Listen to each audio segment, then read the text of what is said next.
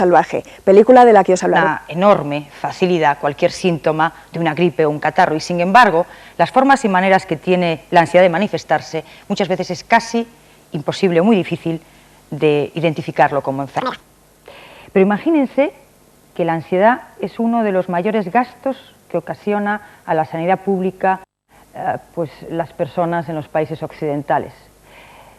Pero lo que de verdad nos interesa aquí en Luz Roja es el padecimiento, el sufrimiento que ocasiona en muchas personas.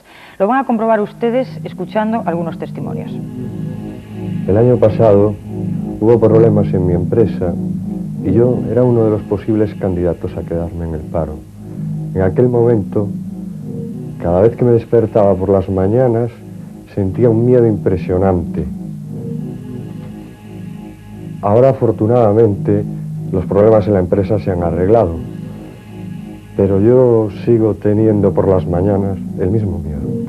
Yo todos los años, cuando llega la época de los exámenes, me pongo de los nervios y me cambia el carácter, no me apetece ver a mis amigos, me cuesta mucho dormir y en general lo paso muy mal y es una época terrible para mí.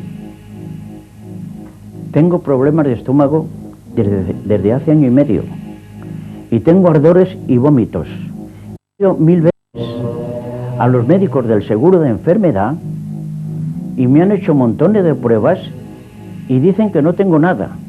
Entonces me he convencido de hacerme un seguro médico privado y me ha ocurrido exactamente lo mismo. Dicen que no tengo nada y yo estoy plenamente convencido de que tengo algo muy grave. Siempre que me acuesto me entra una preocupación tremenda por si me he dejado abierta la llave del gas o bien no he cerrado la puerta de la calle adecuadamente. Es algo que no puedo evitarlo. Tengo la necesidad de levantarme varias veces por la noche para comprobar esto. Puertas, ventanas, absolutamente todo lo tengo que dejar bien cerrado. Es una preocupación absurda, ya lo sé, quizás exagerada, pero no puedo evitarlo.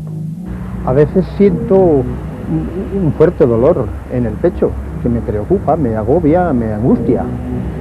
Inclusive me falta facilidad para poder respirar con naturalidad y tanto es así que las palpitaciones se me aceleran de una forma descomunal y en estos casos pues no sé, decido salir corriendo a urgencias y tal es el motivo de llegar allí que a los pocos instantes me desaparecen todos los males que traía.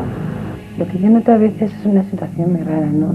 Es como si todo lo que me rodea no fuese real, como si yo estuviese en otro mundo, ¿no? Y esto realmente es muy poco el tiempo que dura, ¿no? Pero a mí es que se me hace eterno y me noto angustiada y mal, estoy muy mal. Pues esa sensación de irrealidad, de mareo, dolores de cabeza, opresión, pinchazos, sensación de falta de tiempo, de ir acelerado, todas son manifestaciones de ansiedad. Todas ellas esconden un problema que vamos a tratar a lo largo de este programa. Hablaremos de las diferentes maneras de manifestarse la ansiedad, hablaremos también de sus tratamientos. Y aquí el factor tiempo tiene una importancia vital, porque si la ansiedad se coge a tiempo, es muy fácil de superar, pero si se deja que eche sus raíces, se hace muy difícil y a veces imposible de tratar. Vamos a hablar de los enfermos imaginarios, de los hipocondríacos, de los ataques de pánico, de la ansiedad generalizada, de las obsesiones, de las preocupaciones que no nos dejan dormir, de las manías. Vamos a hablar también de esos problemas físicos que no sabemos cómo explicarnos. Y vamos a hablar de un tipo de ansiedad que se llama ansiedad o estrés postraumático, que surge cuando una persona se enfrenta a una situación que no puede controlar, a una situación muy aversiva, muy negativa, durante muy poco tiempo o durante mucho tiempo, pero que le deja una marca, una secuela que va a durar muchos años o toda la vida. Este es el caso de la primera invitada que tenemos aquí esta noche en Luz Roja, Paquita Rodríguez. Buenas noches. Hola, buenas noches. Paquita Rodríguez, tengo aquí su historia. Sufrió una agresión no esperada por parte de su exnovio por la calle y por detrás, que le propinó 11 puñaladas. A causa de estas puñaladas tuvo que ser operada del pulmón porque se lo había perforado. Y desde entonces Paquita tiene un miedo atroz a que alguien se le acerque, a tener relaciones con hombres. Tiene también, en un principio le era imposible salir a la calle, tenía que ir siempre acompañada de alguien, no podía dormir sola, tenía que dormir con sus padres, y aún ahora, cuando camina por la calle sola durante el día, mira constantemente hacia atrás porque cree que alguien le puede hacer algo y convertirse en su agresor. ¿No es así, Paquita? Sí, así es. Estos son los datos que yo tengo, que son los que me han pasado los documentalistas de Luz Roja, pero me gustaría conocer exactamente qué es lo que ocurrió. Pues nada, yo mantenía relaciones con esta persona, salíamos, pero bueno, esas relaciones no salieron bien y cortamos definitivamente. Él pues se lo vivió de tomar fatal, ante todo insistía en que bueno, que no le dejara, y menos en un mes de agosto, dato curioso. Y entonces bueno, pues al mes siguiente pues fue cuando decide que me tiene que hacer lo que hizo. ¿Y me podría decir qué es lo que hizo exactamente? ¿Qué es lo que hizo él? Él me dio 11 navajazos por la espalda. Me pilló cuando íbamos yo bajaba de una academia de pintura y por la espalda me atacó. Yo no le vi, vamos, simplemente sentí los navajazos. ¿Y qué pasó por tu cabeza en esos momentos? Pues en esos momentos es que no me lo podía creer lo que me estaba pasando, porque sentí como puñetazos, creí, bueno, que sí, que me estaba agrediendo, pero no pensé que me estuviera haciendo tanto daño hasta que no vi realmente que estaba echando sangre y que me estaba haciendo daño. Y eso cambió tu vida, ¿no? Sí, totalmente. ¿Cómo? Pues en muchos aspectos, desde aspectos a que yo tengo auténtica fobia a mantener una relación con un hombre, porque sí, me puedo llevar muy bien con ellos, tengo muy buenos amigos, pero no quiero nada serio con ellos. Lo intento, pero no quiero nada con ellos, mejor de amigos. ¿Y cuando sales a la calle? Cuando salgo a la calle, lo único que no soporto es ver a alguien detrás de mí, excesivamente cerca, 5 minutos que vas andando y él está detrás de ti un tiempo, o él o ella, no lo soporto, me paro y me echo a un lado. De todas maneras, durante todo ese tiempo, hasta hace relativamente poco, tuviste problemas de sueño, pesadillas. Sí, tenía problemas de sueño y además era una cosa constante, pensando, inclusive sin dormir, te quedas como atontada y piensas en esto, y muchas veces, es una cosa que está constante. ¿Y recuerdas muy a menudo aquel suceso? Sí, bastante. Es una cosa. Ha pasado ya 9 años. 9 años, pero la tengo todos los días, prácticamente. Es decir, que quedan todavía secuelas. Sí. Pues muchísimas gracias, Paquita, por tu testimonio. De nada. Pues esta situación, ustedes pensarán que es extraña. Puede ser que les resulte extraña también a muchos de ustedes el sufrir un desastre natural, un rapto o el ir a una guerra, pero todos esos sucesos, como la agresión que sufrió Paquita hace 9 años, siempre dejan secuelas post-traumáticas, post-trauma. Pero si bien este tipo de trastorno de ansiedad es fácil de entender porque hay un suceso muy negativo y una reacción de nuestro organismo, de nuestra psicología, de nuestra conducta, hay otras formas y maneras de sufrir estos problemas que luego veremos más adelante. Pero antes vamos a escuchar otros modos de reaccionar que tienen algunas personas cuando sufren un atraco. Pues he tenido 7 atracos, los hemos tenido con pistola, con estilete, con navaja, y el que más miedo me causó fue el estilete, porque es la impresión como una aguja tan fina que al ponérmelo en el cuello yo pensé que no respirar, solamente pensaba en no respirar, porque pensaba que si respiraba se me iba a clavar. Y en ese momento pues pensé, digo, esto es como los asadores de los pollos que están dando vueltas, y ahí me veía yo, María Luisa, vas a terminar como un pollo en un asador. Y luego pues, después te da el miedo, el temblor y la rabia que sientes de no poderte defender ante estas personas. Es lo que se siente, rabia e impotencia. Fue dentro de la tienda y entonces me encerraron en el cuarto de baño con una clienta y me hicieron salir unos segundos a mí sola, y ahí pasé de verdad terror. Pasé terror. No era para nada, Dios gracias, solamente para que les ayudase a abrir la caja. Y bueno, la impotencia es tremenda y tienes todo tipo de sentimientos, ira, rabia, sobre todo impotencia. Pues sientes miedo, rabia, y que si te los ponen en tus manos en esos momentos, pues yo me lo hubiera cargado. Otra persona a lo mejor no sé, pero yo me lo hubiera cargado porque te hacen sentirte muy mal. Han venido muchas veces. la puerta la tengo cerrada. A veces al abrir me equivoco. Cuando me encuentro con ellos dentro, pues siento miedo. Nunca fueron agresivos. Yo creo que buscan dinero, por lo menos aquí. Una vez que lo tienen, se van. Antes normalmente me encierran en el baño, se mueven como les parece mejor, y yo cuando presiento que se han ido, salgo y nada más. No siento después tampoco una aversión grande hacia ellos. Ya llega un momento en que lo tomas con cierta naturalidad. Recuerdo como un hecho muy desagradable en su momento, porque con un atraco con pistola y con navajas apuntando directamente al cuello de tu mujer, de tus empleadas, pues si tú puedes avisar y no estás amenazado y avisas a la policía como hicimos, pues te dura mucho tiempo el qué debías de haber hecho, si debías de haber salido en defensa de tu mujer, pero entonces a lo mejor le daban un cuchillazo. Si no sales, tú estás protegido y entonces te sientes mal. Y luego hay una cosa que es que durante mucho tiempo, como un año, cada vez que oyes el mismo ruido, una persona entrando, metiendo el mismo ruido que esos señores que entraron, te da un vuelco el corazón porque piensas, están otra vez aquí. Y entonces esa es una sensación que a mí me duró del orden de un año y que me imagino que en otras personas que tengan una amenaza más física, más directa que la que tuve yo, pues será tremendo el tiempo que les dura, que eso no se ve luego, sencillamente figura que ha habido un atraco o un herido leve, pero las secuelas psíquicas son muy importantes.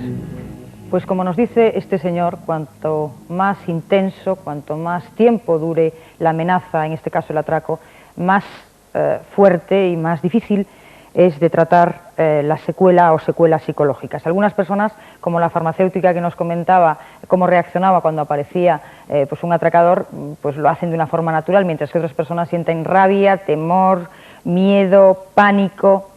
Y hablando de pánico, hay un trastorno de ansiedad que se llama ataque de pánico, que es bastante difícil de entender. Consiste en diciéndoselo de una forma muy clara y muy sencilla, consiste en una sensación repentina, brusca, de que algo terrible va a ocurrir, de que uno se queda en el sitio, que no puede respirar y que se puede llegar a volver loco. Va acompañado de sensaciones físicas y psicológicas como las siguientes. El ataque de pánico es un episodio de angustia máxima que surge bruscamente. Tiene una duración breve y no existe ninguna razón que lo justifique. Los síntomas físicos que acompañan esos momentos de pánico son variados. Palpitaciones, problemas respiratorios, sofocos, sensación de mareo, exceso de sudor, temblores y escalofríos, diarreas, dificultades para tragar, opresión en el pecho, dolores abdominales y confusión. Una sensación de irrealidad que lleva a la persona a sentirse extraña ante todo lo que le rodea.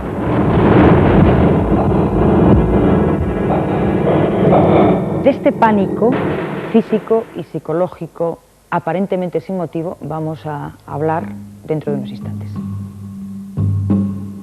Francisco Javier Bobadilla Amorós padece ataques de pánico.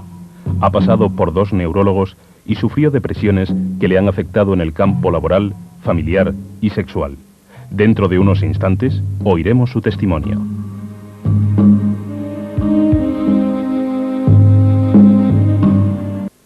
A ti te curo yo o no te cura nadie.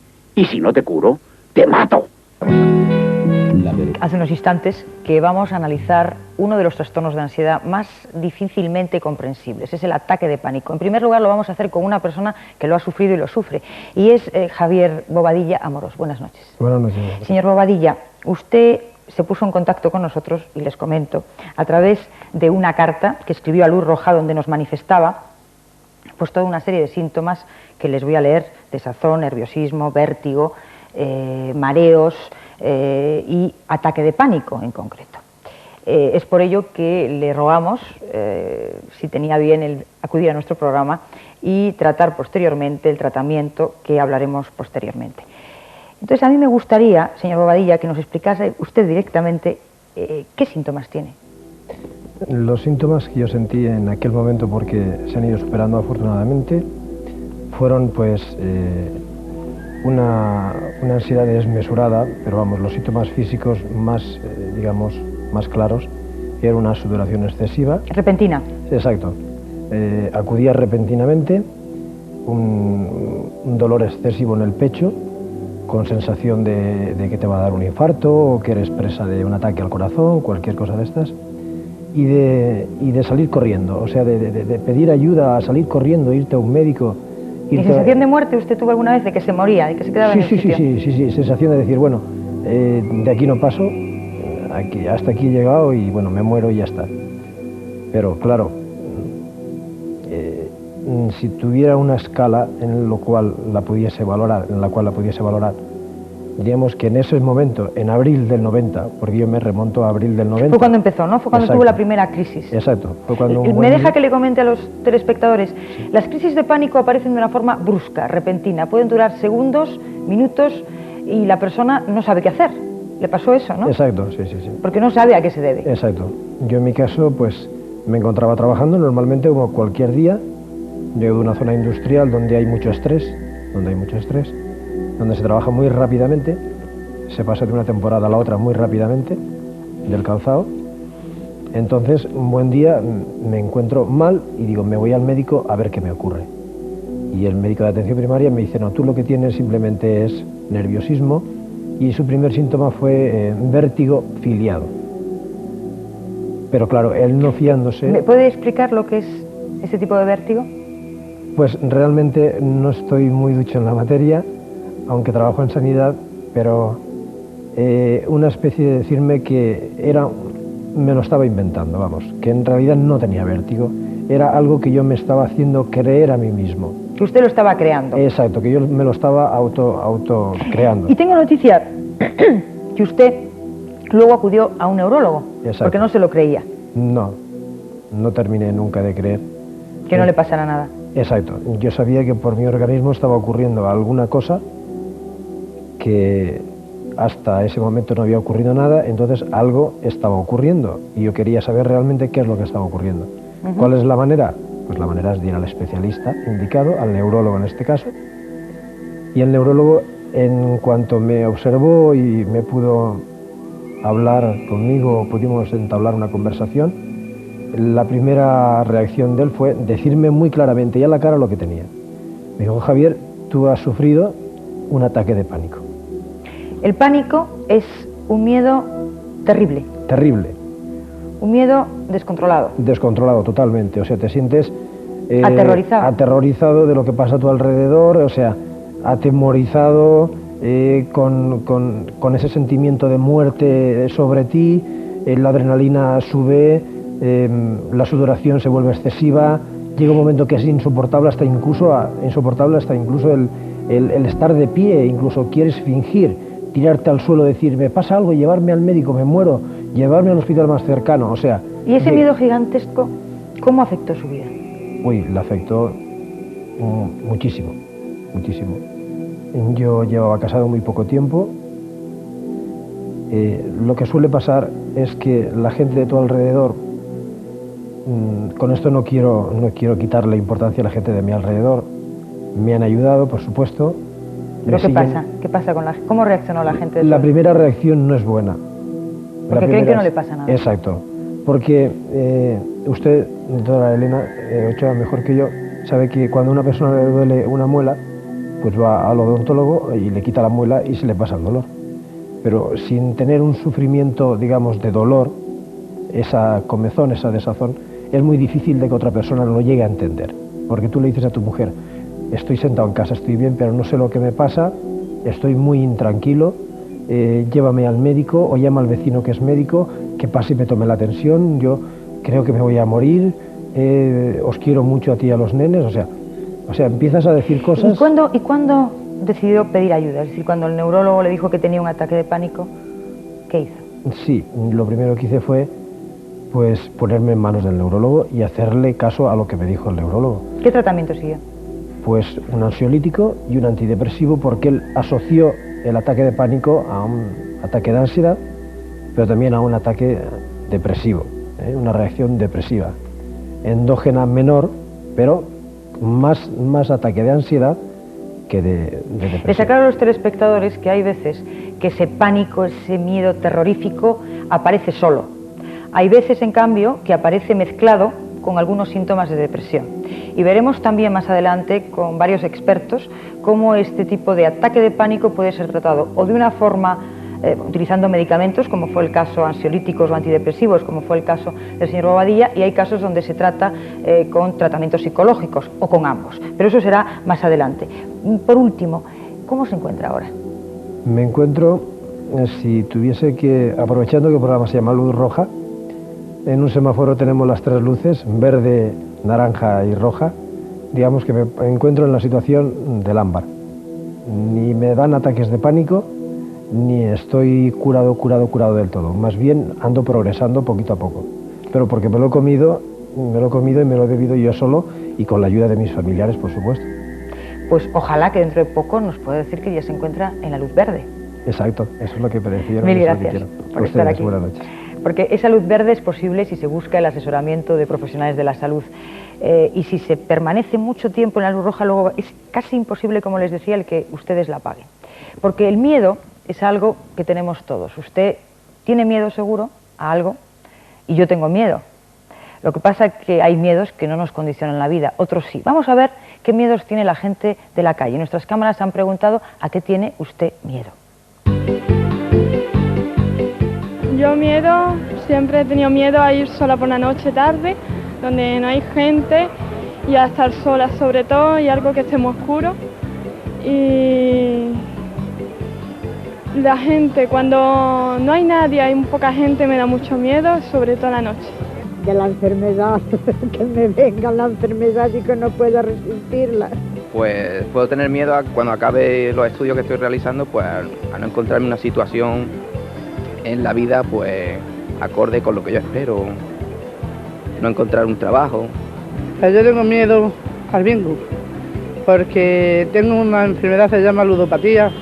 El bingo me ha llevado a la ruina y estaba a punto de perder un puesto de trabajo, un puesto que tengo por suerte hoy, pero que estaba a punto de perderlo.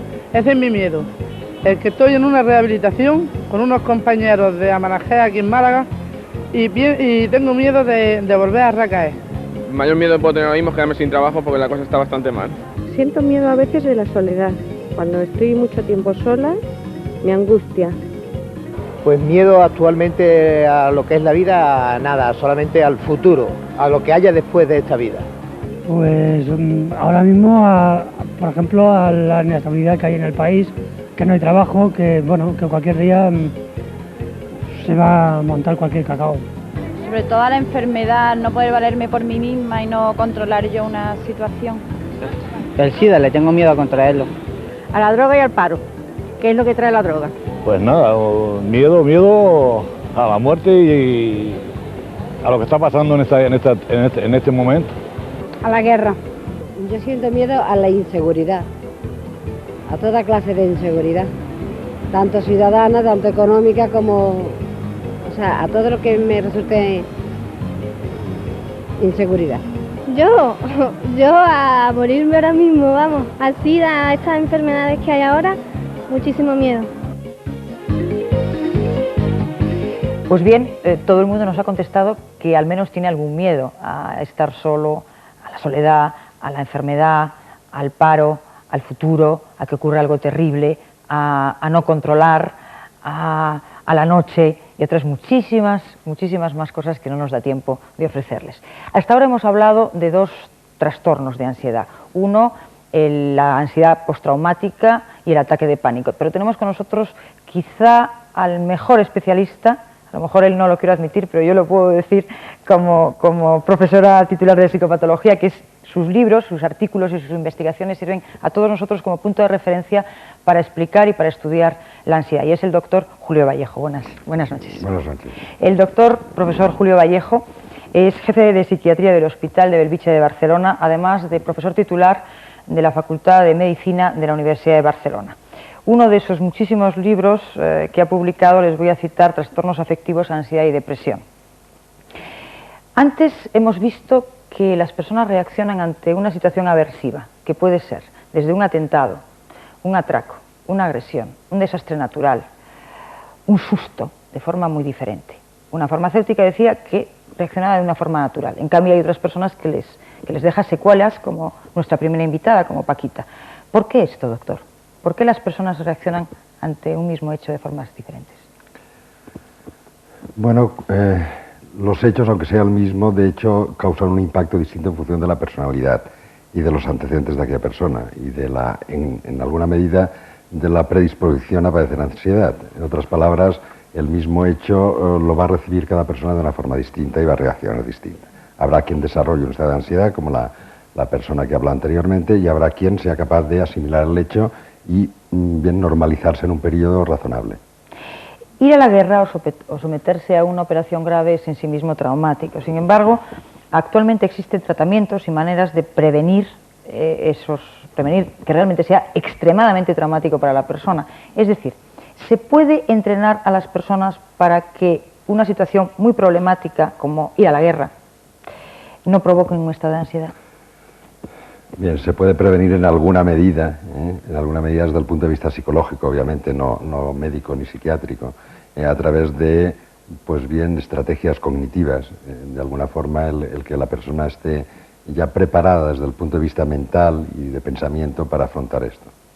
Es decir, que podemos entrenar a las personas, a lo mejor enseñándole cómo tienen que reaccionar ante un determinado hecho, exponiéndole ante estímulos que tienen que ver con ese problema, es decir, que se puede fortalecer la psicología de las personas. Por supuesto, sin que tengamos la panacea. Por supuesto. Pero ya la prevención al parto, por ejemplo, pues ya está inventada hace muchos años y se sabe que las mujeres que están preparadas para ello, pues lo van a afrontar mejor que las otras. Otro de los asuntos que hemos tratado, y muy importantes, son los ataques de pánico. ¿Qué se sabe sobre los ataques de pánico? Bien, hasta no hace muchos años se pensaba que era un conflicto psicológico puramente y que estaba inmerso en lo que se llamaba entonces neurosis de ansiedad. En estos momentos, y para ser breves, diríamos que cada vez más hay un apoyo hacia las teorías de tipo biológico. O sea, cada vez hay más argumentos a favor de lo biológico.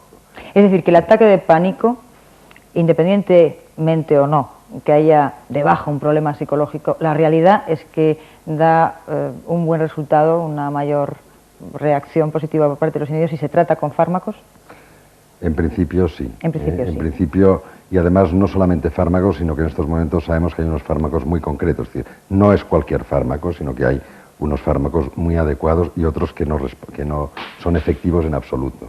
¿Y tiene una relación con la depresión? Porque antes el señor Bobadilla nos hablaba que le había dicho el médico que también sufría depresión. Y de hecho algunas personas creen que está entremezclado. Mire, no lo creo, no lo creo. Lo que ocurre es que los pacientes con ataques de pánico, cuando se cronifican, es decir, cuando llevan, estos pacientes a veces son años que llevan de evolución porque no se han tratado bien, porque no han acudido a un especialista, entonces lo que ocurre es que se suele sobreañadir como consecuencia del mal vivir que llevan y de toda la afectación en su plano laboral, social, familiar, pues claro, lógicamente se va sobreañadiendo un estado depresivo de desmoralización. Al saber que no le pasa nada, porque hay muchos médicos que dicen, cuando va al médico de cabecera, mucha gente dice, usted no le pasa nada, está de los nervios. Esto siempre es un error, esto es un error que cometemos a veces los médicos en decir, él no pasa nada. Claro, habría que añadir, no le pasa nada físico y no le puede pasar nada físico. Esto sería la frase completa. No le pasa nada, no, porque crea en el paciente realmente una sensación de inseguridad. Claro, y de perplejidad, porque ¿cómo no me pasa nada si realmente yo estoy fatal? Este paciente que hablaba antes decía, me siento morir, es lo normal. En un ataque de pánico realmente grave, lo habitual es que el paciente se sienta morir. Entonces, la frase del médico, no me pasa nada, claro, le crea perplejidad. Lo adecuado sería, no le pasa nada de tipo físico. ¿Y si esa tiene que ser la respuesta del médico o del profesional de la salud, cuál tiene que ser la respuesta de la familia? A la familia en general le cuesta entender estas enfermedades porque son un tanto insólitas, igual que la depresión, lo mismo, los estados obsesivos. A no ser que lo haya padecido alguien en su propia carne, le es muy difícil pensar que una persona súbitamente pues puede tener palpitaciones, sensación de ahogo, sensación de muerte, desear salir corriendo como le pasaba al paciente que he hablado anteriormente. Entonces la familia realmente no lo entiende. Yo diría que lo mejor que puede hacer es al menos hacer una aproximación al familiar que padece esto e intentar entender que está enfermo, que le ocurre algo, ¿no? Es una enfermedad. ¿Y qué debe hacer una persona que sufre un ataque de pánico? Porque mucha gente lo sufre de una forma brusca, repentina, le dura segundos, lo pasa fatal, pero luego se olvida y no acude a un profesional. Y se va cronificando poco a poco, ¿no? ¿Qué debe hacer? Mire, lo habitual es que el paciente con ataque de pánico, la primera crisis suele ir a un servicio de urgencia, porque se siente tan mal que lo primero que piensa es que se va a morir. Entonces, de una forma muy lógica, pues acude a un servicio de urgencias de cualquier hospital general. Entonces yo diría que en este sentido sí que tienen gran responsabilidad los médicos que lo ven en primera intención y que son los que deben orientar adecuadamente al paciente. Es decir, usted no tiene nada físico, como hemos dicho antes, porque se le ha hecho un electrocardiograma, resultado normal, se le ha hecho una exploración, ha resultado normal. Bien, no tiene nada físico, pero usted ha tenido una crisis de angustia, como se llamaba antes, y yo sigo prefiriendo el término, aprovecho la ocasión para decir que prefiero el término crisis de angustia, que es más europeo que un ataque de pánico. Pero bien, Este ataque de pánico es una importación americana. Es una importación americana, exacto. Y no todos los pacientes con estos supuestos ataques de pánico tienen ataques de pánico. Tienen pánico, perdón. Tienen muchas veces angustia, ansiedad, pero no pánico. Pero bien, estas son disquisiciones que no vienen. Una de las cosas que a mí me llama más la atención, porque además usted ha escrito un libro excelente sobre estados obsesivos, es que las obsesiones, esas preocupaciones irracionales, ideas absurdas que no nos dejan vivir y que están ahí machacando el cerebro, y esas manías, como por ejemplo, pues tener que mirar todos los enchufes de la casa antes de acostarse, mirar el gas 25 veces, mirar las llaves 400.000, eso también es ansiedad. Bueno, eso es lo que dicen los americanos. Esto es lo que dicen los americanos, exactamente. Lo meten en el capítulo de los trastornos de angustia. Y yo creo, y no solo yo, sino yo creo que en estos momentos un gran grupo de profesionales creemos que es incierto todavía dónde se deberían meter los trastornos obsesivos. No está tan claro que el fondo sea, el núcleo sea la ansiedad. Sí, pero la gente que tiene obsesiones y manías, ¿qué es lo que tiene que hacer? Bueno, esto sí que realmente, yo distinguiría entre la obsesión normal que todos podemos tener, o pequeñas obsesiones de la vida cotidiana, pequeñas manías, o pequeñas ansiedades, como antes has dicho. Yo realmente creo que esta pequeña patología neurótica todos podemos padecerla. ¿Y dónde empieza el límite de la enfermedad? Cuando realmente el ser humano traspasa el límite de lo normal, entonces debe acudir a un facultativo, sea psicólogo, sea psiquiatra, pero debe acudir a un especialista.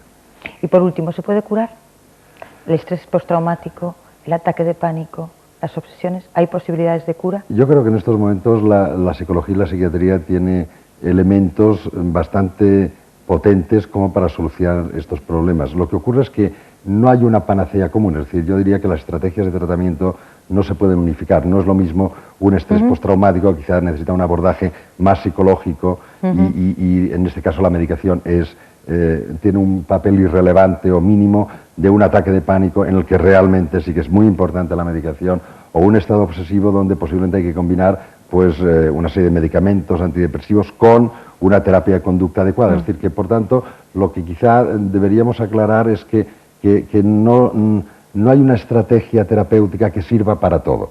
Cada trastorno tiene una estrategia terapéutica determinada. Y cada persona. Muchísimas gracias, profesor Vallejo. Gracias.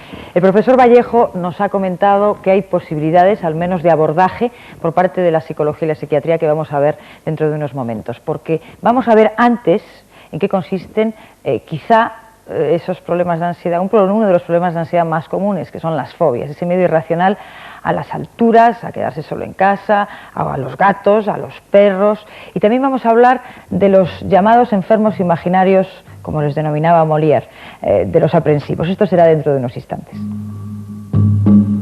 Paloma Camargo, de 38 años, sufre hipocondria. Las manifestaciones de su enfermedad no le llevan a pasar la vida de hospital en hospital, sino que al contrario, cree de manera irracional que tiene cáncer y se va a morir. Pero huye de los médicos por miedo a que le confirmen sus temores. Dentro de unos instantes oiremos su testimonio.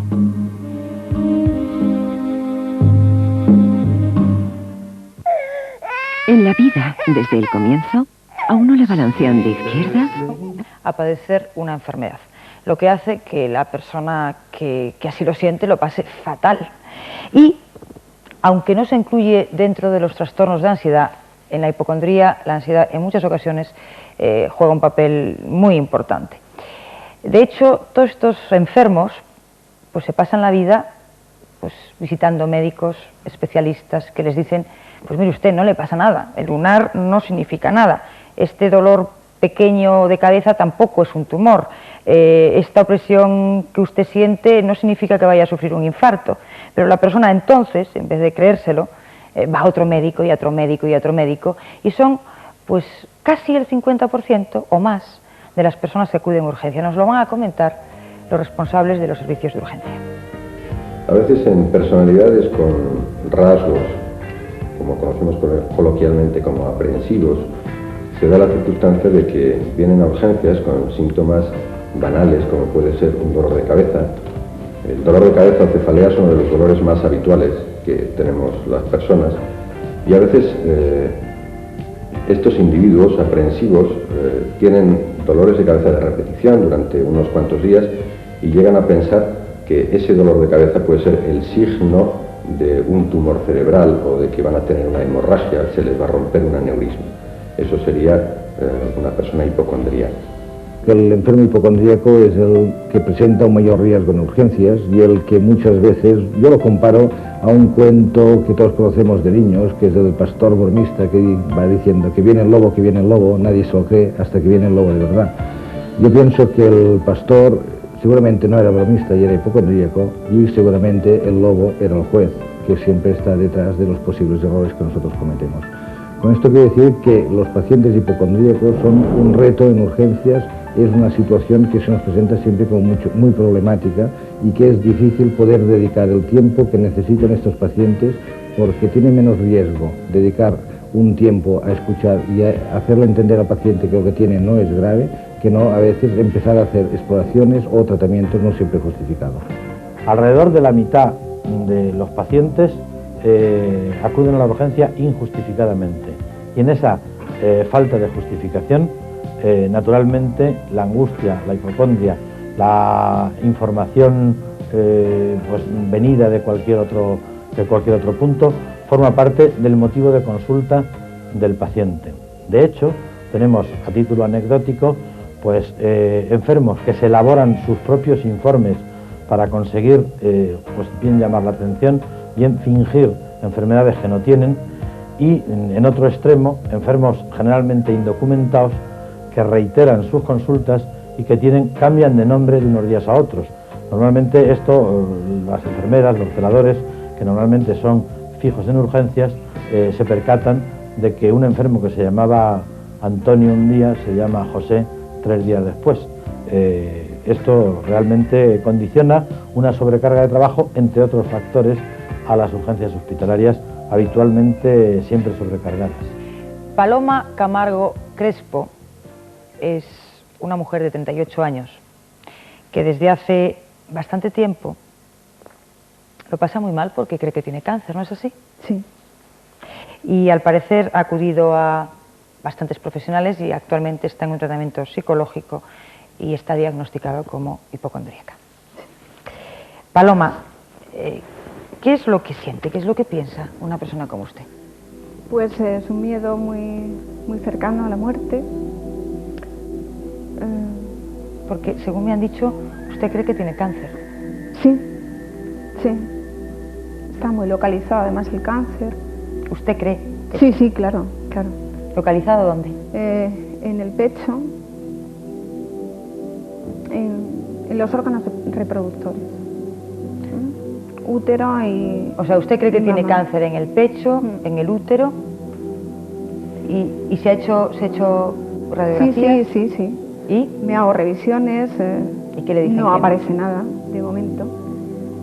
Y bueno, a veces cuando también hago análisis de sangre, pues pienso que tengo una leucemia o... Siempre con el cáncer, siempre es el cáncer. ¿Y eso desde cuándo? La primera vez que lo sentí así fue como hace 10 años. Y tengo ciclos. ¿Alguien de su familia ha muerto de cáncer? No. ¿Nadie? Entonces, ¿cuál es el origen? Mis abuelos, pero no tuvo un trato directo. No. Entonces, ¿cuál cree que es el origen de ese miedo? Yo creo que parte de un miedo a la muerte. De un miedo a la muerte. Cuando nació mi hija, a los 3 o 4 meses, empecé a sentir la primera crisis de pérdida. O sea, de pérdida de la vida. O sea, el cáncer yo lo asocio con la muerte. Entonces, fue aproximadamente a los 3 meses. Pero, según me han dicho, también tiene miedo ahora al SIDA. Claro, porque... ¿Y cree que tiene SIDA? No creo que tenga SIDA. Cuando hablan del SIDA, ¿Usted? Sí, lo asumo como... bueno, sé, desporazono y no me llego a hacer las pruebas porque me da un pánico horroroso. Sé que no tengo SIDA, como también sé la mayoría de las veces que no tengo cáncer, pero es una idea obsesiva. ¿Y le da pánico que le digan que sí entonces? Claro, que me digan que sí tengo cáncer, claro. Pero siempre tiene una preocupación excesiva por la No por la siempre, salud. es cíclico. Es cíclico. Sí. Pero le preocupa si observa el pecho, si No, observa... no. Es decir, lo que tiene es una preocupación excesiva por su propia salud y miedo al cáncer. Y en todos esos análisis, chequeos, cada vez que le confirman que usted no tiene cáncer, me que a hago usted no mucho. le pasa nada, pues no se le pasa por la cabeza que todo esto es una tontería. No, por la cabeza no se me pasa que es una tontería porque no es una tontería. Es que no es una tontería, pero a mí me va a permitir que le haga esta pregunta, porque hay mucha gente, sobre todo familiares, que piensan que este tipo de problema es una tontería y que son bobadas, que la gente se le mete en la cabeza y no se dan cuenta que es un problema que realmente hace que la persona se sienta absolutamente desesperada, ¿o no es así? Sí, hay temporadas que sí. ¿Y desde cuándo lo padece, Paloma? Pues 10 años aproximadamente. Tengo fases en las que estoy bien. ¿Y ha escuchado lo que han comentado los jefes de servicio de los hospitales de urgencia? ¿Está de acuerdo? Estoy de acuerdo, yo conozco casos, no es el mío, yo no voy a los hospitales por el miedo a que me digan que tengo cáncer. O incluso cuando voy al médico y me mira la cara, yo noto que él está pensando que tengo cara de cáncer.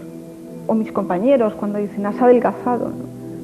Siempre Paloma ha sido aprensiva. Nunca.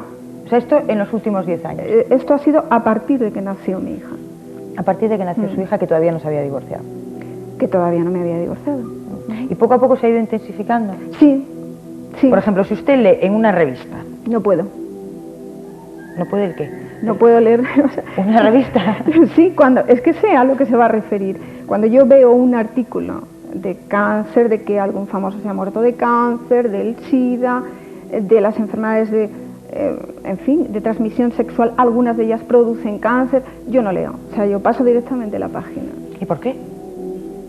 Porque me siento totalmente identificada con lo que pone y 10 minutos después... ¿Con cualquier enfermedad? ¿También con la lepra? Solo el cáncer. ¿Cáncer? ¿SIDA me ha dicho también? Sí, tiene ¿Infecciones? mucho que ver. Infecciones. ¿Infartos? ¿Infartos? No, infarto no. Lo que pasa es que cuando tengo pues un estado de ansiedad importante, bueno, ya se ha hablado aquí, falta el aire y todo esto, entonces sí pienso que pueda tener algo de corazón, pero no es lo que me obsesiona. Es decir, que cuando hay un programa en televisión, por ejemplo este, sobre ansiedad, ha habido otros sobre depresión, sobre alcoholismo, sobre juego patológico, ¿usted no los ve? Sí, las enfermedades mentales no me preocupan, o sea, yo puedo ver un programa de ansiedad, no vería un programa en el que se suscite un tema de enfermedades de transmisión sexual, de cáncer, de enfermos, por ejemplo, que han superado un tratamiento de cáncer o que están en una fase terminal o algo relacionado con la medicina y con el cáncer. Un programa de ansiedad no. Un programa de ansiedad, pero usted está aquí porque tiene ansiedad. Claro, sí, pero no que es eso no le preocupa. No. Lo que le preocupa es que usted se identifica y se angustia y lo pasa muy mal cuando lee, cuando piensa, cuando se observa y cree que tiene esa enfermedad. Efectivamente. ¿Curación? ¿Curación? Yo creo, más que curación, que tienes que aprender a vivir con ello. No es que yo tenga una imagen pesimista, porque no lo soy, pero yo creo que hay que aprender a vivir. O sea, yo tengo que aprender a vivir con esa cancerofobia. Es decir, si a usted le sale un lunar, sí. ¿Qué hace? No me lo miro ya de antemano. Si veo algo extraño en mi cuerpo, por ejemplo un lunar, como me sugiere, inmediatamente ya no me miro el lunar. Pues le deseo que no le aparezcan muchos lunares. Pues sí, también. Buenas noches y gracias por haber venido esta noche a Luz Roja. Pues como ha dicho muy bien, no es fácil que las personas que nunca hayan sufrido lo que es el sentir o el creer que uno está enfermo, o que lo que uno siente cuando lee algo sobre una enfermedad y que lo asume como suyo, pues que comprenda, si bien lo que pretendemos aquí en Luz Roja es que ustedes se informen y que comprendan que esto es una enfermedad que necesita tratamiento, como es algunas de las fobias, ese miedo irracional a objetos, a situaciones, pero vamos a hablar de ellas dentro de un momento, después de escuchar unos testimonios de diferentes formas de las fobias. Yo no puedo subir en ascensor, tanto si voy sola o voy acompañada. Me subo los 7 pisos andando, aunque vaya cargada con las bolsas de la compra.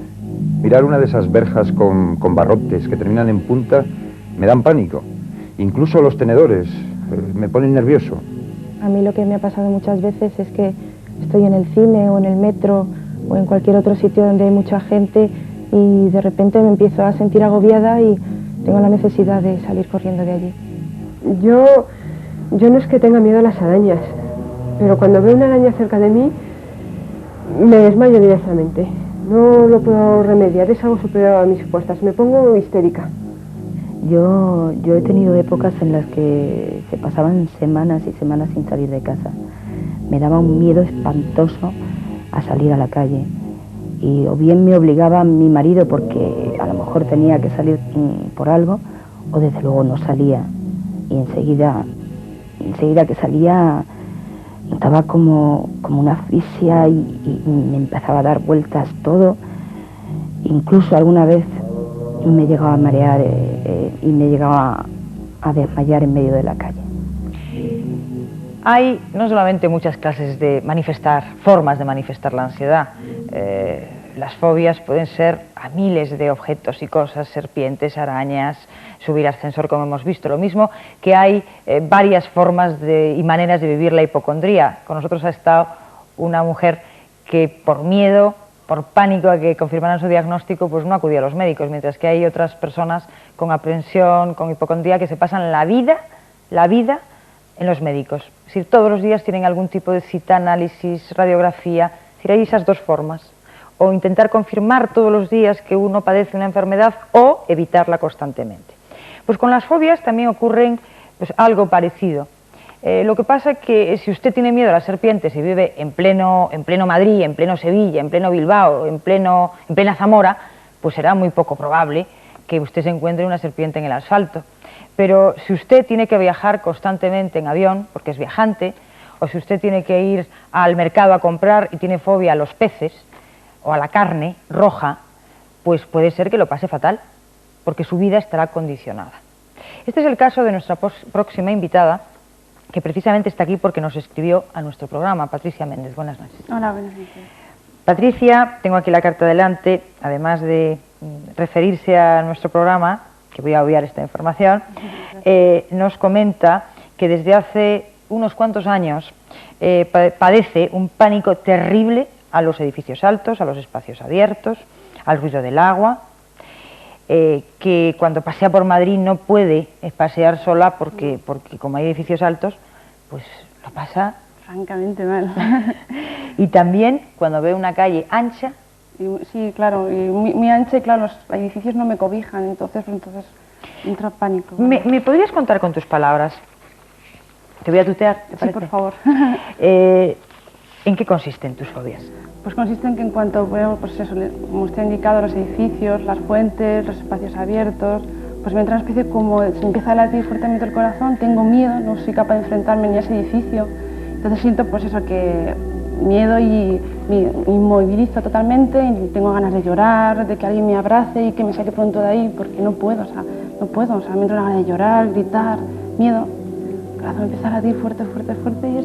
¿Pero a qué cosas exactamente? ¿A los edificios altos? Pues es que es a todo, porque por ejemplo en Madrid, bueno ya por ejemplo el de las Torres Blancas he sido capaz de afrontarlo porque lo tengo un poco como familiar y la gente está alrededor y no tengo tanto miedo. Pero cualquier edificio alto que supere las 7 plantas, o sea, es totalmente miedo. Las catedrales, o sea, no puedo ver catedrales. Fui a ver la Catedral de Burgos y fatal, la de León, la de Barcelona, la Familia Sagrada, por ejemplo. Todo lo que he intentado ver, Cerro de los Ángeles, que también lo he intentado ver, tampoco. Por ejemplo, en Madrid intenté una vez ir a la fuente esta de Colón, que tienes que pasar por debajo porque quería verla, ¿no? Me han dicho que se podía pasar por debajo. No fui capaz, fue bajar y salir corriendo, gritando, llorando, muy mal, o sea, miedo, pánico. Y con el mar me parece que también. Con el mar también, el mar voy con mi marido hasta un poquito, ¿no? Para luego, o sea, hasta adentrarme con él un poquito y luego ya me doy vueltas al mar y ya pues me baño de espaldas al mar. ¿Pero cómo describirías lo que sientes? Describiría, pues es miedo, no sé, me empieza a acelerar el corazón, me inmovilizo totalmente, tengo ganas de gritar y de llorar. Y yo dentro de mí pienso, venga, pero si eso no te hace daño, pero si es el mar, mujer, si es el edificio alto, si es una catedral que tienes ganas de verla, pero no puedo, ¿sabes? Te pasó en tu viaje de novios, ¿no? Sí, mi viaje de novios nos fuimos a Puente Viesgo, entonces al lado del balneario pues había un río, ¿no? Entonces tenía que cruzar yo un puente, atravesar el río para ir a comprar el periódico y no fui capaz, o sea, no me di la vuelta y lo intento, porque la verdad es que lo intento. Venga, o sea, me intento ayudar yo misma, pero no puedo, o sea, me doy la vuelta, me voy así mirando hacia abajo, ¿no? Porque la única manera que... ¿Este miedo es continuo o solamente te pasa en momentos determinados? Es que solo cuando me afrento a todo este tipo de... ¿Pero cuando estás en casa? No, es solo cuando veo esos edificios, esas fuentes, esos espacios, y claro, por ejemplo, donde vivo yo, pues nada, ¿no? Es todo muy chiquitito, ¿no? En Alcalá de Henares pues es todo pequeñito. Entonces ya fue cuando empecé a salir, fue además con 18 años, que empecé a ver cosas. Fue a partir de ahí cuando... Es decir, que esto te aparece a los 18 años. Hasta los 18 años no te pasa nada. Nada, porque siempre he estado viviendo, vamos, en Alcalá, nunca he salido. ¿Y lo asocias a algo concreto, alguna causa? Pues no lo sé, es lo que quisiera que me dijeran ustedes. Y por eso escribiste este programa, ¿no? Efectivamente. ¿Y tu familia, tus amigos? Pues mis amigos y mi familia lo cuentas y no lo toman como un problema. Con hija mía, un edificio te dicen, tú te pones media hora adelante y lo intentas afrontar, ¿no? Pero que eso no te va a hacer daño. Entonces no lo ven como un problema. Nadie te ha dicho, ni he hablado nunca con alguien que tuviera este problema, ni los demás te ayudan a decirte, mira, vete a un especialista porque es la única persona porque tienes un problema. Pero nadie me ha dicho, no, eso es un problema. Nadie te trata esto como es. De hecho, tengo que comentar, Patricia primero escribió el programa, nos pusimos en contacto con ella y una de las personas del equipo le explicó, porque habíamos preparado este programa, le explicó exactamente en qué consistía su problema y al parecer esa noche me cansé. Y esto es muy importante, es que lo traigo aquí a colación porque hay muchas personas que cuando saben lo que le está pasando se les va el problema. Es decir, cuando tienen información sobre cómo funciona este proceso o qué es lo que le está pasando y que no es algo raro, sino que le ocurre a mucha gente y que es una enfermedad o que es un problema y que hay que tratar y que tiene solución. Me hizo muchísima ilusión porque al saber ya que era un problema, bueno, pues se me puede quitar, no soy un bicho raro y efectivamente si tengo un problema se me puede ayudar. Es un problema irracional. Efectivamente, porque yo no lo entiendo. Yo personalmente no sé ni a quién me viene ni por qué, mi edificio qué me va a hacer. El mar, ¿qué me va a hacer el mar? Hombre, si te vas muy para adentro, ahogarte. Pero... Pues, por último, ¿no has consultado a ningún especialista? No, porque nadie, hasta ahora vosotros, como nadie me ha dicho que era un problema, no he acudido nunca.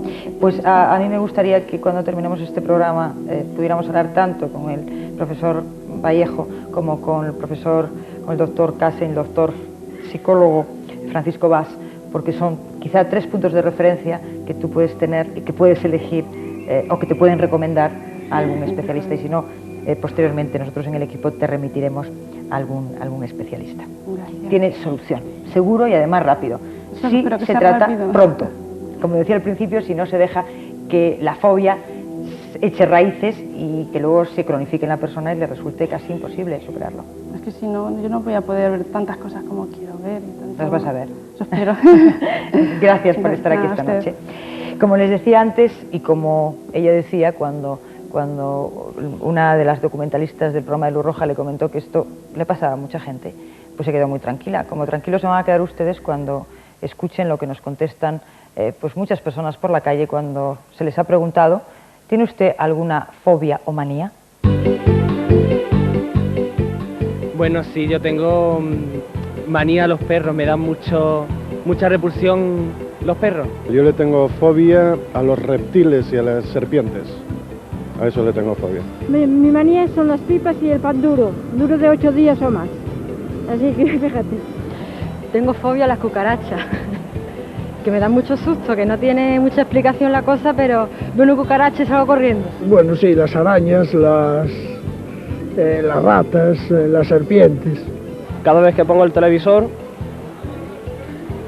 solo ver informativos y insultar si puedo a la persona que esté hablando. Siempre si habla de algo a la que no estoy de acuerdo. Por lo menos doy mi opinión, aunque sea en la televisión. Pues manía todas las noches a cerrar los cajones, las puertas de los armarios, a dormirme. Es una manía que tengo siempre. No es miedo, yo qué sé. Ver algo, la puerta abierta o los cajones me da... Tengo que cerrarlo. Bueno, fobia tengo pues a la aglomeración de gente, que haya demasiada gente, que te estorba, bueno, que te quita el espacio vital para estar. Como en el metro o grandes superficies comerciales o cualquier cosa similar. Tengo la manía de todas las noches asegurarme si las persianas están cerradas para ver si hay gatos sobre la terraza o no, porque me dan pánico. Vaya que entren, porque ya me ha pasado varios casos con los gatos, de haberme quedado encerrada y agobiarme con ellos. Que siempre pienso que va a ocurrir algo a mí o a mi familia, alguna cosa mala, es la fobia que tengo, siempre estoy pensando en eso. Al puré de patatas, por ejemplo, no me lo puedo ni comer. Manía o fobia a los aviones, solamente. Me da miedo. Es un miedo que no puedo controlar, además. Debo explicar las masas, las aglomeraciones, sobre todo en épocas de rebaja y todo eso que la gente se vuelve loca, sobre todo eso. Fobia a los lugares encerrados, sobre todo el metro, Renfe y todo este tipo de transporte bajo tierra y lugares donde hay mucha gente. Sí, en donde está, así ya te digo, mucha gente junta, mucho encerrado, muy cargado el ambiente todo eso. Pues como ven ustedes, hay multitud de manías y fobias, desde el no poder ni mirar un puré de patatas hasta no poderse subir en un avión, hasta las cucarachas, hasta las aglomeraciones, bueno, y otras muchísimas cosas, porque seguramente, si ustedes lo piensan, alguna fobia o manía pueden tener. Pero de las hipocondrías y de las fobias vamos a hablar con un especialista, que es el profesor Santiago Casen. Buenas noches. Buenas noches. El doctor Casen es profesor de psiquiatría de la Universidad Autónoma de Madrid, también es médico psiquiatra del Hospital de la Paz y además trabaja en el Centro Vallejo Nájera de Madrid. Doctor Casen, ¿realmente la hipocondría es un problema de ansiedad o no? Sí, la hipocondría es un problema muy ligado a la ansiedad. Como antes han dicho los testimonios, es un miedo escénico, un miedo enorme a tener una enfermedad importante que se produce a través de una interpretación desfigurada y exagerada de unos síntomas que muchas veces son síntomas muy banales. Y hay gente hipocondríaca que llega hasta querer ser operada de un cáncer, ¿no? Sí, el hipocondríaco tiene dos facetas. O busca a través de los médicos y a través de las consultas un diagnóstico que nunca llega, o procura evitar el contacto con los médicos por miedo a que le den una mala noticia. Como le pasaba a nuestra primera invitada, ¿no? Efectivamente. En algunos casos sí que se ha planteado la situación de una operación. Lo que pasa es que los médicos, afortunadamente, tenemos la suficiente perspicacia como para reconocer al hipocondríaco y evitar que lleguen las cosas a más. ¿Puede ser que de tanto que viene el lobo, llegue el lobo? Es decir, que los hipocondríacos o los ansiosos en general tienen un mayor riesgo a padecer una enfermedad o no. Los hipocondríacos generan muchísima ansiedad y la ansiedad puede traducirse en algunas enfermedades somáticas claramente identificables, como son pues las taquicardias, las alteraciones del aparato digestivo, úlceras de estómago, colon espástico y otras muchas enfermedades que son consecuencia directa de la ansiedad. Es decir, que si la persona no lo coge a tiempo, ese problema de ansiedad se puede cronificar y realmente causar una auténtica enfermedad. Una auténtica enfermedad. Pasemos a las fobias. Podemos hablar de 3 grupos de fobias, si le parece. La agorafobia, ¿qué es? De una forma muy simple. El miedo a los espacios abiertos. Y el miedo también, a lo mejor, a encontrarse solo en casa. O miedo a estar en una situación en la que la persona piensa que no va a recibir ayuda. Sí, que está desprotegida completamente. Exactamente. ¿Y la fobia social? La fobia social es un miedo a sentirse observado, como nos sentimos nosotros aquí ahora mismo. Hacer el ridículo. Exactamente, el miedo al ridículo. Eso, todos tenemos un cierto miedo al ridículo, eso es normal. Cuando ese miedo llega al punto de condicionar la vida y de entorpecer el desarrollo normal de vida es cuando se convierte en fobia. Es decir, hay personas, por ejemplo, que su trabajo es precisamente hablar en público y de un día para otro sienten un pánico terrorífico a hablar en público. Efectivamente. Una fobia simple. Una fobia simple, miedo a los espacios cerrados, al ascensor, como decían antes los testimonios, a algunos insectos, a algunos bichos. ¿Y hasta qué punto estas fobias son como es? Muy frecuentes, muy frecuentes. Es decir, se dan un tanto por ciento muy elevado de la población. Muchísimo. Hay algunas que son más frecuentes, como son las fobias a los espacios cerrados. Por ejemplo, la fobia al avión es una fobia frecuentísima. A mí me comentaba no hace mucho un piloto de aviación que más del 60% de las personas que suben en avión tienen miedo a volar. Cuando ese miedo les incapacita hasta el punto de tener que huir de volar y hacer viajes en otros medios de transportes, cuando lo lógico es que fueran en avión, pues realmente la fobia se convierte en un problema a tratar.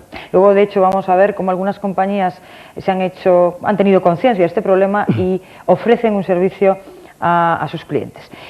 ¿Cómo se diferencia una fobia de una manía? Porque a veces hemos preguntado, además, con intención a la gente, lo de la manía, porque es el término que utiliza la gente en la calle, pero ¿podría usted distinguir?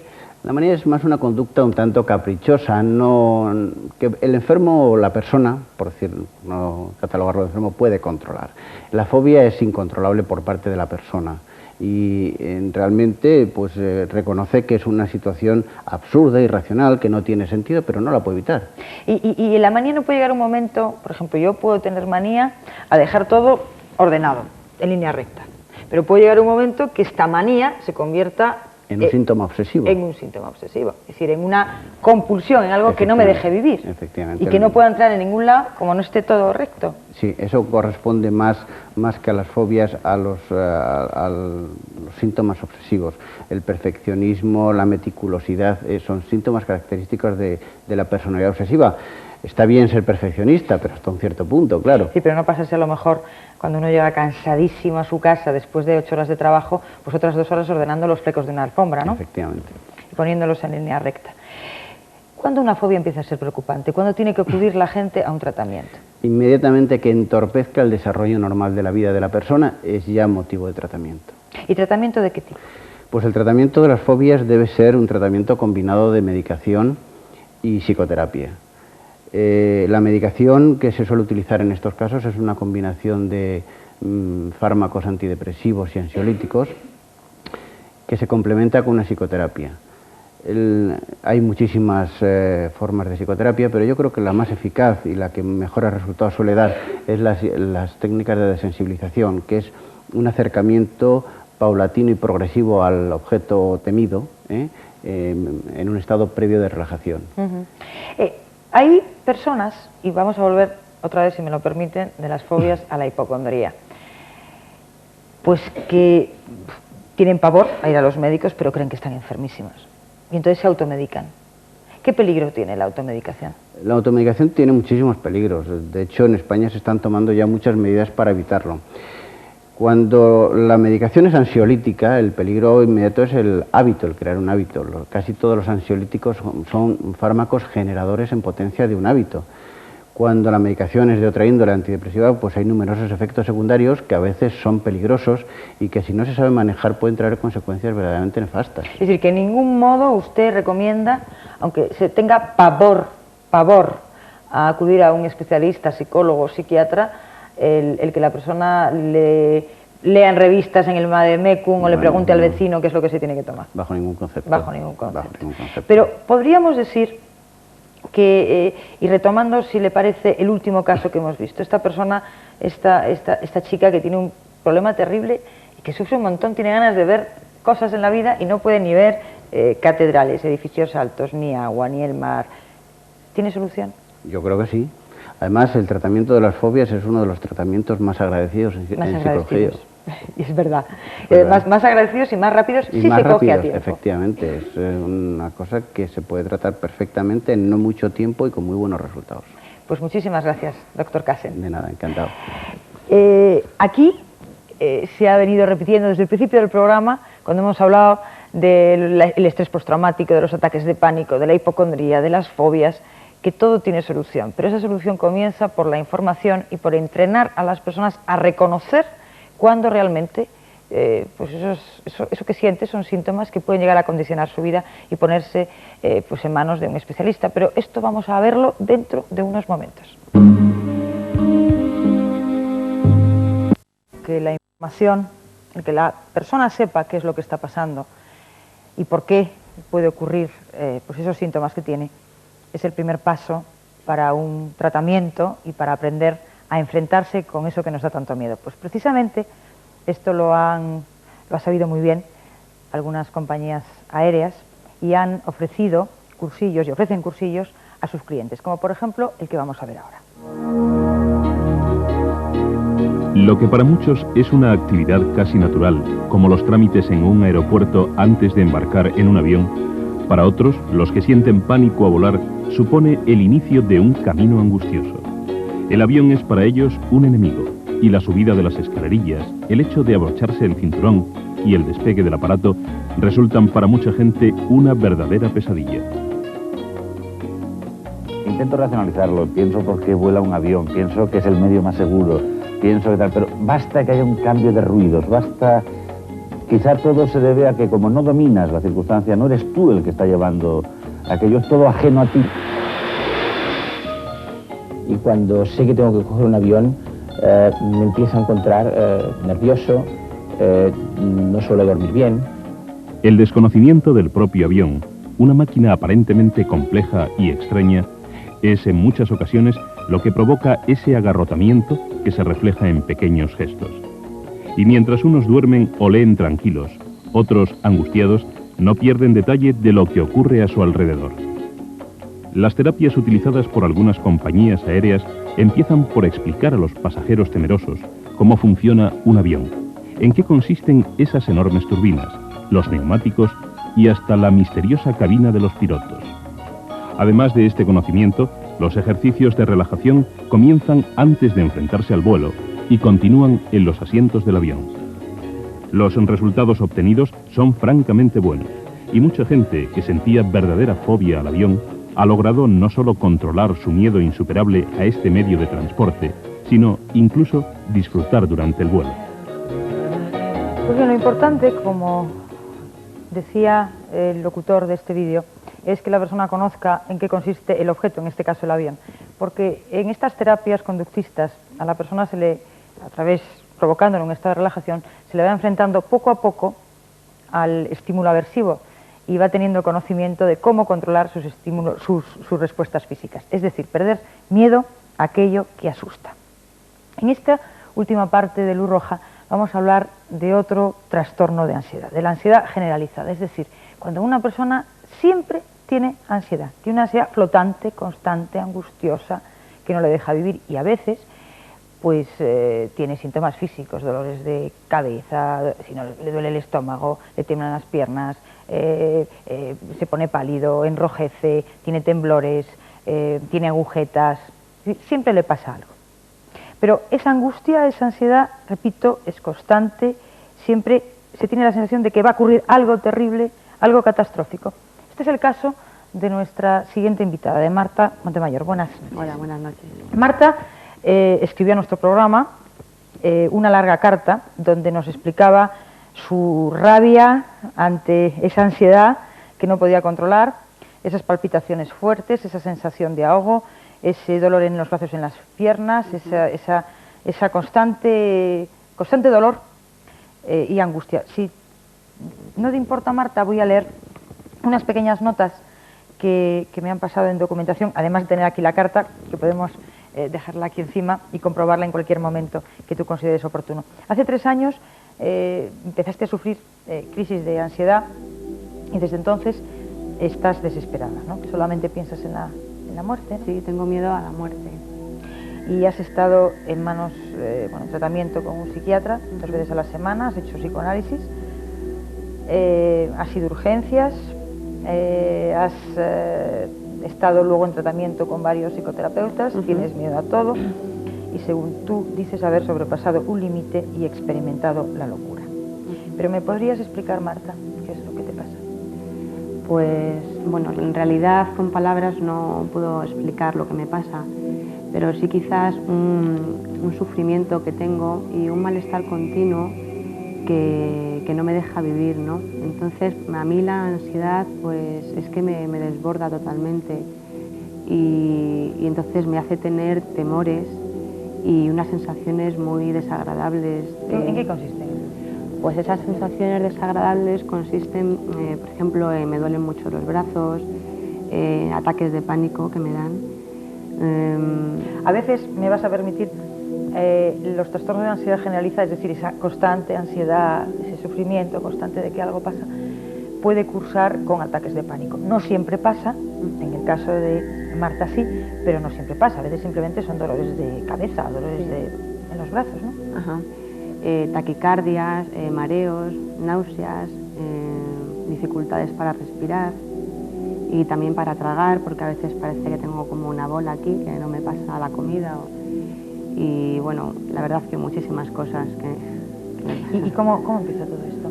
Pues esto empezó hace 3 años y bueno, un día, la verdad que yo estaba bastante estresada, estaba con la carrera sacándomela, estaba trabajando y me pasó pues un día que empecé a marearme, no podía respirar y entonces yo quizás después de ese día ya cogí un trauma a la muerte, o porque yo como no sabía lo que me pasaba en esos momentos, pues pensaba que me moría. Y entonces inmediatamente me llevaron a un hospital y me dijeron que se trataba de una crisis de ansiedad. Pero yo, vamos... Pero luego siguió esa ansiedad constantemente, sí, no sí. solamente eran crisis puntuales no. en un momento determinado, sino que ya tu vida siempre, es sí. ansiedad. Sí. Yo estoy pendiente en todo momento de mi ansiedad. Yo ahora estoy quizás un poco mejor que hace 3 años, intento luchar porque si no puedo vivir, pero bueno. ¿Cómo reaccionó tu familia? Pues bueno, amigos? Mis amigos al principio se creían que era una tontería, ¿no? Que yo me quejaba por quejar, que esto no era una enfermedad. Pero luego, pues sí, más de alguna persona pues me ha venido a pedir perdón. Entonces me han dicho, mira, perdona porque sí, me he podido reír de ti en algún momento, pero reconozco que lo estás pasando muy mal. Y entonces, bueno, quizás también mi madre, la que esté sufriendo todo esto, porque pues se siente a lo mejor quizás impotente, pero, ¿no? Marta, ante todo esto. ¿No te das cuenta que esa ansiedad o esos dolores que tienes que no tienen razón de ser, que son exagerados? No me di cuenta, porque a mí la gente me dice, pero ¿cómo te va a pasar eso? ¿Pero cómo vas a tener miedo? Pero es que no, o sea, yo tengo un miedo a la muerte terrible, y por ejemplo me duele la cabeza y pienso que me va a dar algo. Si me duele el brazo izquierdo, pues digo, bueno, un infarto, o me provoco yo los dolores cuando sé que una enfermedad le pasa esto o lo otro. ¿Y la tienes tal cual? Claro, me lo provoco. ¿A la hora de dormir? Duermo fatal. Ahora estoy en tratamiento y parece ¿Psicológico? Sí, parece ser que sí, con unas pastillas que me están dando consigo dormir, pero no puedo dormir. De todas las maneras, el problema del sueño lo he tenido de siempre. No desde hace 3 años, sino que yo he tenido problemas para dormir siempre. Es decir, que de siempre has sido una persona nerviosa. Sí, yo nerviosa sí, y aprensiva, pero vamos, hasta llegar a ciertos puntos ya de ¿Qué es lo que nos hablaba antes el profesor Vallejo? Que hay algunas personas que son más vulnerables, que tienen una mayor tendencia a desarrollar problemas de ansiedad, que son las personas pues como tú, nerviosas, como al límite constantemente, ¿no? Pero ¿cuándo se te encendió esa luz roja? Además de esa crisis, me imagino que luego te recuperaste un poco, pero seguiste con esa ansiedad. ¿Cuándo pensaste, bueno, esto no puede seguir así? Pues porque yo me sentía muy mal, entonces yo decía, bueno, aquí marcha algo mal, sea psicológico, físico, lo que sea, y tengo que hacer algo, porque primero no podía vivir yo y no dejaba vivir a nadie, principalmente, bueno, pues al chico que vive conmigo, que lo ha pasado también muy mal, ¿no? Porque cuando una persona tiene ansiedad de estas características también hay que tener en cuenta al otro, en mi caso porque, bueno, tiene que aguantar unas cosas increíbles, ¿no? Y nunca ha tirado de la toalla. Y bueno. ¿Y por último, qué tratamientos has seguido? Pues en primer lugar estuve haciendo un tratamiento con una psiquiatra, un psicoanálisis, luego estuve con un psicólogo en La Paz. ¿A ti te dio resultado el psicoanálisis? Pues a mí el psicoanálisis yo me encontraba fatal porque no sabía lo que tenía.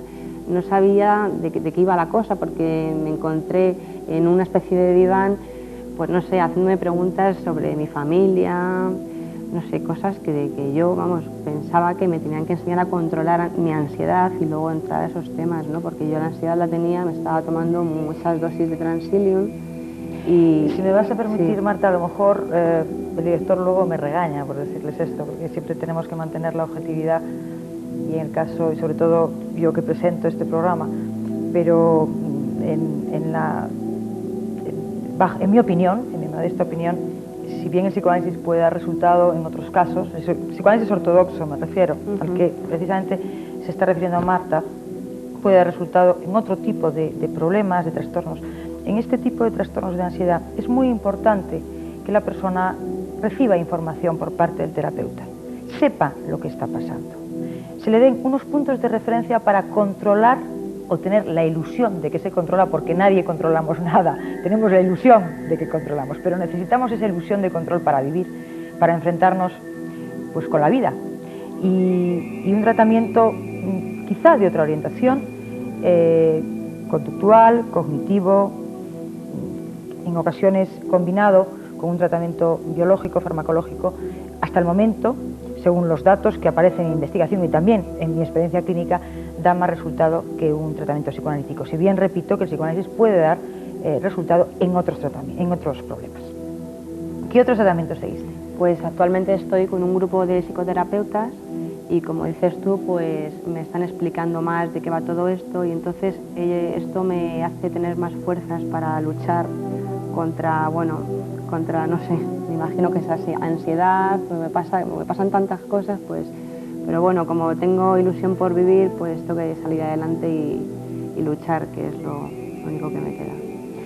Pues Marta, espero que quizá algún día nos puedas volver a escribir a Luz Roja y a decirnos que por lo menos no te has curado, porque nadie se cura de nada, nadie se cura una gripe ni un catarro y tampoco se cura la ansiedad, se controla. Por lo menos sepas cómo controlar la ansiedad, cómo controlar tu nerviosismo, cómo controlar cómo enfrentarte con la vida. Y gracias. A ti. Con el testimonio de Marta hemos tratado pues un caso, quizá el último caso, si bien vamos a hablarlo posteriormente con un especialista, de la multitud de formas y maneras que tiene de manifestarse la ansiedad. Pero si ustedes han seguido todos, o al menos algunos, de los programas de Luz Roja, seguramente recordarán que en otras enfermedades, en otros problemas, como era la ludopatía, como era el alcoholismo, como eran los problemas sexuales, la depresión, siempre aparecía la palabra ansiedad. Y es que la ansiedad descontrolada, el no saber qué es lo que está pasando, el sentir que algo ocurre dentro de uno y no se lo puede explicar, acompaña o está por debajo de muchos de los trastornos psicológicos, psicopatológicos.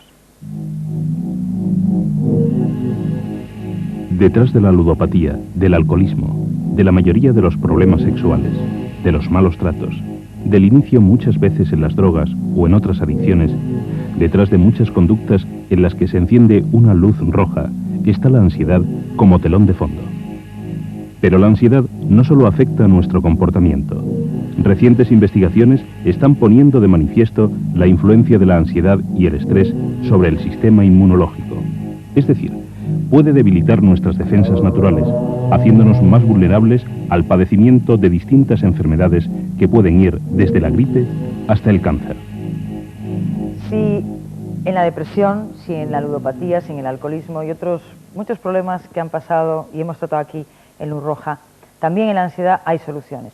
Y estas soluciones son las que vamos a tratar en esta última parte del programa, porque lo más importante es atajar el problema a tiempo.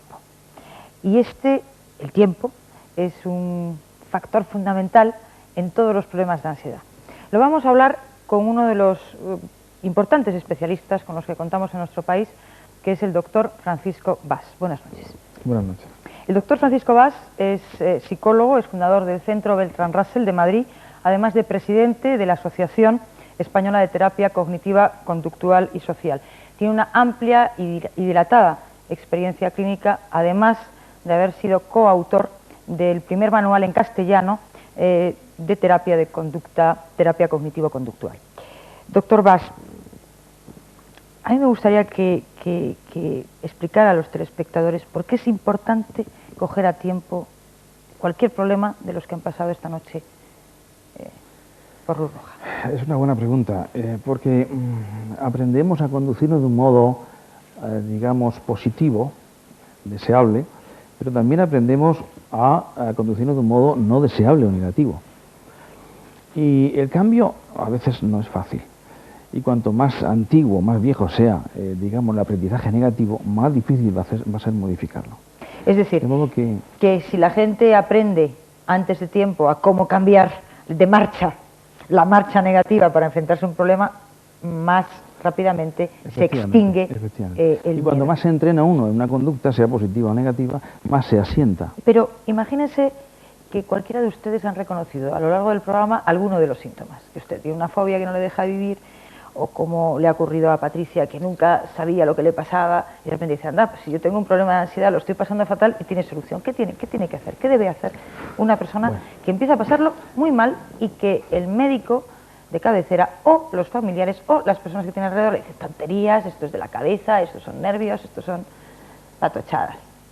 Digamos que depende del nivel de enfrentamiento que quiera tener con su problema. El ir a un psicólogo no implica solo hacer ciertas cosas, sino también hablar de otras que a veces a las personas les cuesta trabajo, ¿no? Entonces una pastilla obvia estas dificultades. Yo le recomendaría, supongo que habrá tenido un tratamiento con benzodiazepinas o otro tipo de fármacos que de alguna manera en algunas ocasiones evidentemente funciona.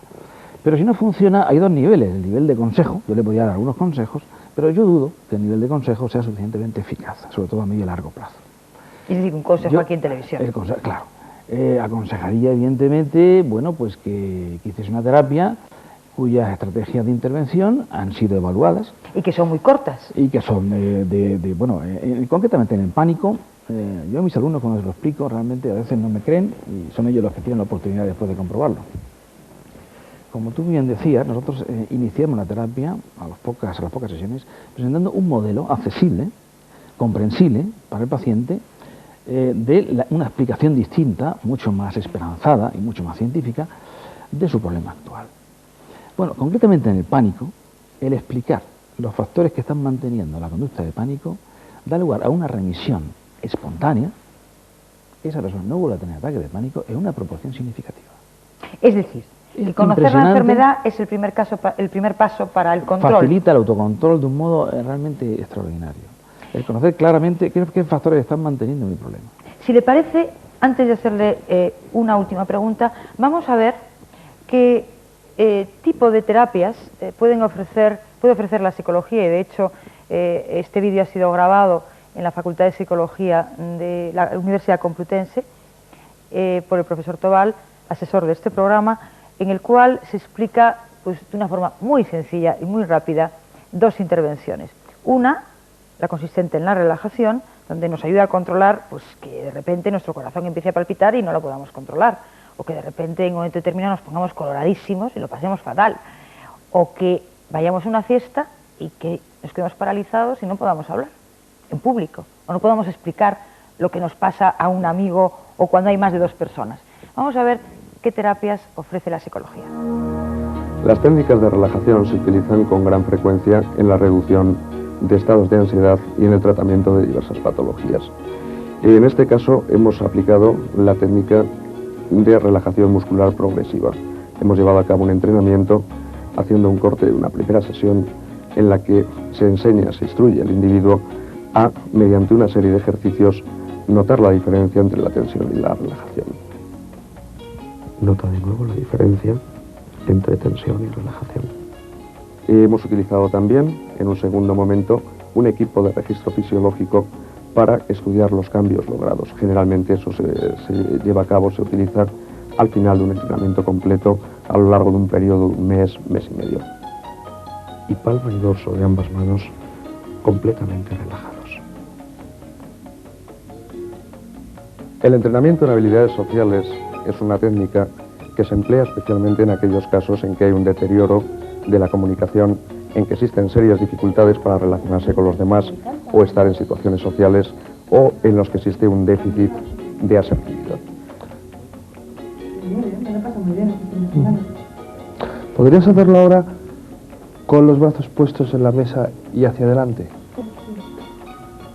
Bueno, pues Yo este fin de semana, pero es que entonces a la vez no la veo.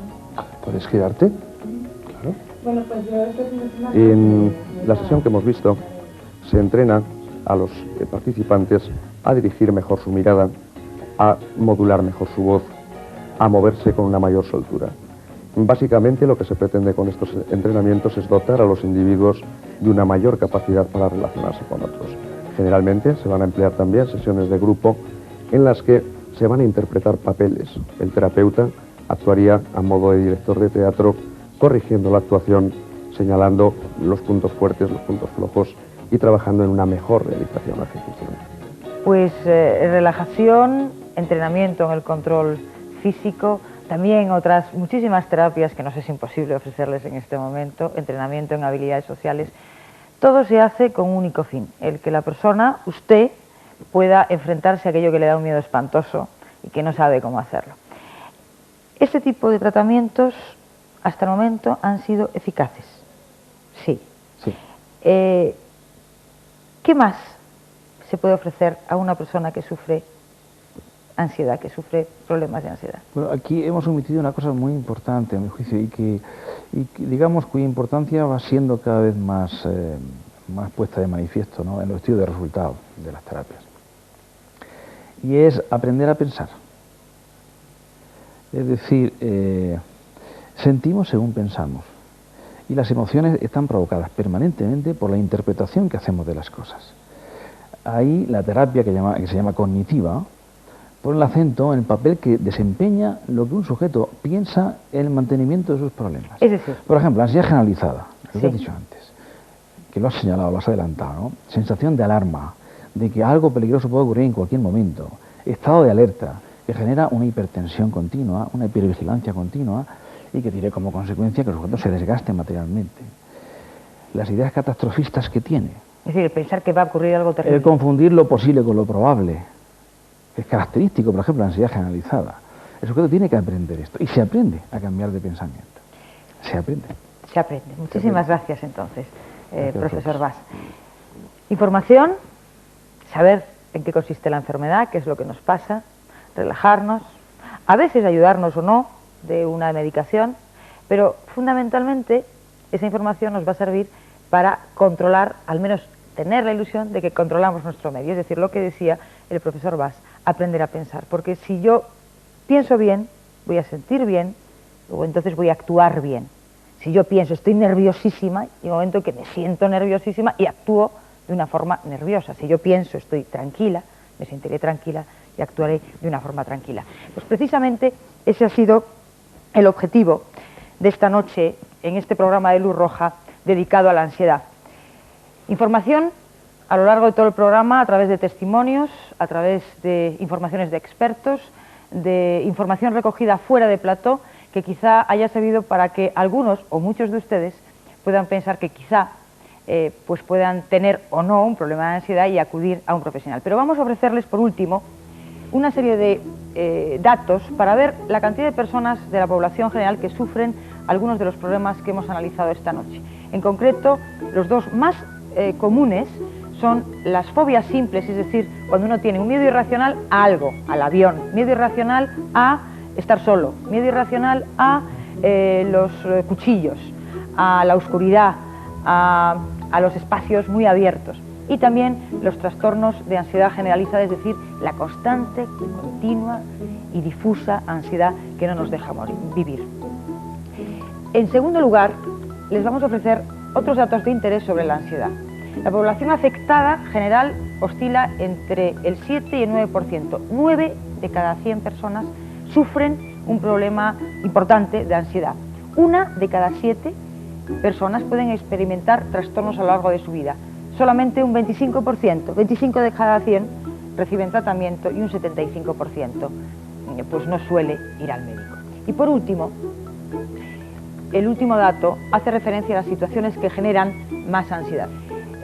Es decir, hay una serie de situaciones que a todos los seres humanos nos va a producir pues un cierto disparo, una cierta intensidad, un cierto sufrimiento, que nuestro organismo y nuestra mente es necesario que se acostumbre. Y estas situaciones son las siguientes: cuando se muere alguien que nosotros queremos muchísimo, cuando sufrimos un accidente o enfermedades graves, Cuando cambiamos de estado, es decir, cuando nos divorciamos, nos separamos o nos casamos.